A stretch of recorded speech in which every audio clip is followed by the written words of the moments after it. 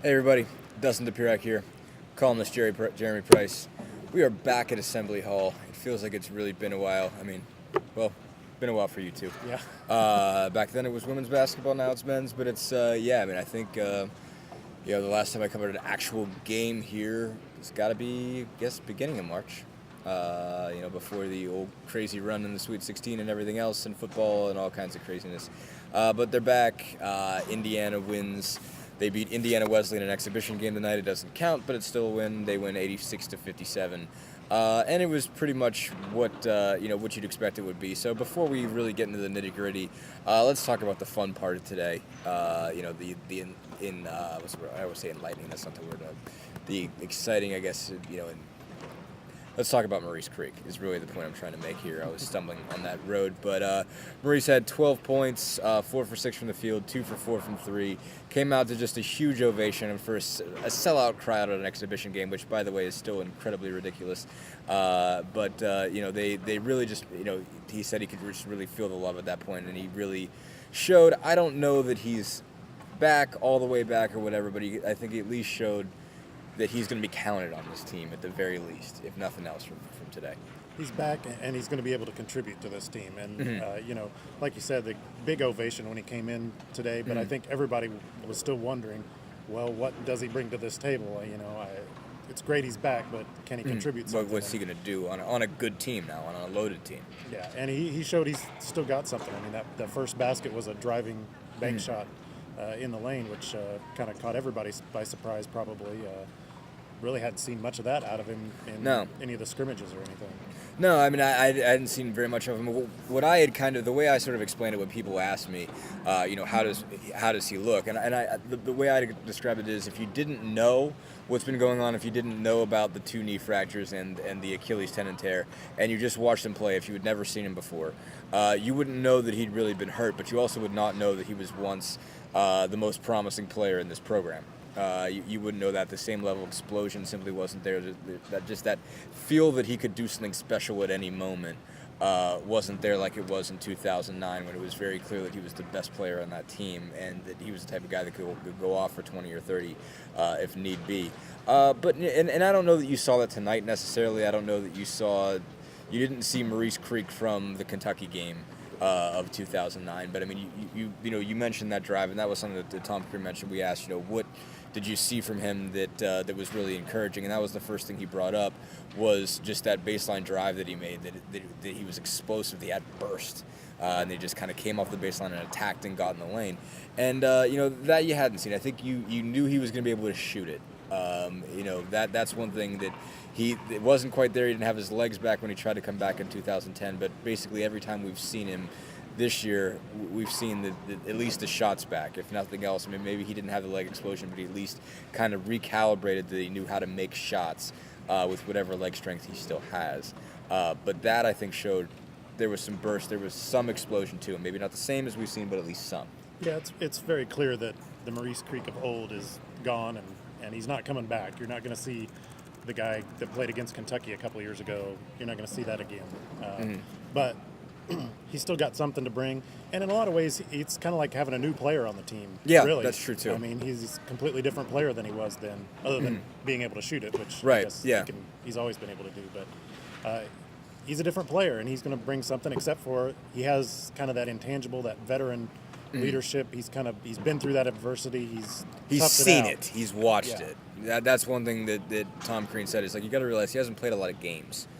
He said that before, not tonight, but he said it at Big Ten Media Day. Like, for a guy his age, he hasn't played a lot of games. There's some level of maturity there from watching it and being around it, but it's not the same as you get when you're actually in it. But it is something. I mean, he was there when it was bad, and while everybody else was suffering, he was going through rehab. He's really been spent 3 years in rehab. That's got to really, takes its toll, but there's a level of maturity there that he appreciates this more than anybody else maybe could, because he's just being on the floor is a gift to him. And because you can tell that. Because of that, I mean, he brings a presence. You can Yeah. feel it not only in the crowd, but with his teammates. I mean, they can feed off of whatever he does, whatever he can give them, can feed the rest of the team. Yeah, he's such a well-liked kid, and they've wanted him to come back and be back for so long. And the fact that he is back, I think, is something that just uplifts everybody in that group. But we'll move on from Mo a little bit. I guess I guess the biggest criticism of this team going in is defense. I mean, they weren't a bad defensive team last year, but in the span of NCAA tournament teams, they were average at best. I think, one key stat you look at, I think KenPom.com had him at 64th in defensive efficiency. I tend to respect what Ken Pomeroy does there. It's not bad, but it's very, very average. It's very beatable. The teams that were in the Final Four were all in the top 10 in that category in terms of points allowed per 100 possessions. You saw again tonight some reason they didn't look horrendous, but they were playing an NAIA team, and you saw a couple moments from them that didn't look so great. No, especially the start. For all this talk about defense in the offseason, to come out and give up 13 points, go down in the first 3 13-4. minutes. Indiana Wesleyan was 4-4, their first 4 shots from the field. And we're not talking like Indiana Wesleyan was just throwing the ball in the ocean and by sheer luck or anything. They were getting wide open layups, wide open 3-point looks. It was kind of a little disconcerting for a team that had put so much emphasis coming into this game. Yeah, there seemed to be some breakdowns in communication, which is stuff that's not supposed to happen. I mean, obviously these games tend to be sloppy. I mean, these exhibition games when the D1 team knows they're going up against an inferior opponent, basically an opponent at a different, smaller level, and guys that know, Indiana Wesleyan is one of those teams that came in and was just like, wow, we're playing at Assembly Hall, let's just go crazy. Who cares? It's a game that doesn't matter. And you're like, we never get to do this again. We'll never be in a place like this again. Let's go nuts. And they did for a little bit. They hit some threes. They were in it. They were, all kinds of pumped up. But there was a couple occasions you saw just missed rotations. You saw guys get the ball wide open on the wing, and there was no cover, there was no contest until somebody took a while somebody to run out and put a hand up, and you saw a little bit too much of that, a little bit too many occasions where they, as Tom Crean said, they didn't get up into people and they didn't rotate right, and they didn't necessarily, they seemed like they were in a little bit of a fog, I thought. Yeah, basically it was just a matter of not putting any pressure on the offense. They were, especially at the outset, they were just kind of content to stand around, and really Indiana Wesleyan got wherever they wanted to get. Their shooters spotted up their favorite spot. The drivers got in the lane where they wanted to get. The big guys got to the basket. For it. Yeah. Got those wide open layups. There just wasn't any pressure, and to Indiana's credit, they did eventually fix it. It just probably took a little longer than you would like to see at this point. Yeah, no, definitely, and especially when, again, it has been a huge point of emphasis, and it is this thing that everybody says is, can Indiana win a national championship? Can they defend? So much hype has been put on it. You would think it would be a little bit better, but it also is still an exhibition game. People get up for that and whatever, but not the same. They're not going to be operating on all cylinders. And really, as far as the defense had to come, it wasn't going to be there today. I don't think anybody really expected that you were going to see necessarily championship level defense in this game, or that you're even going to see Indiana as good of a defensive team as they're going to be in the month of November. That it might take a while for them to kind of get all that together, but they did eventually start bringing some pressure. They caused 10 turnovers in the second half, and just really kind of showed an ability to sort of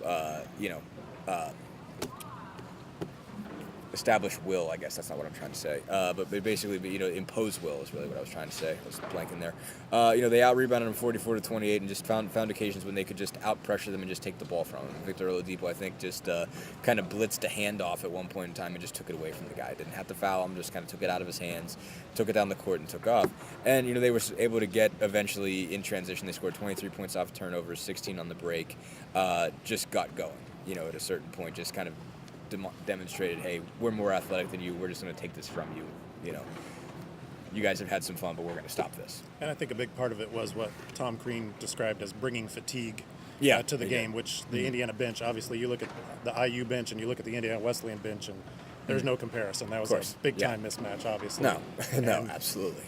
And so they clearly wore them down as much as anything.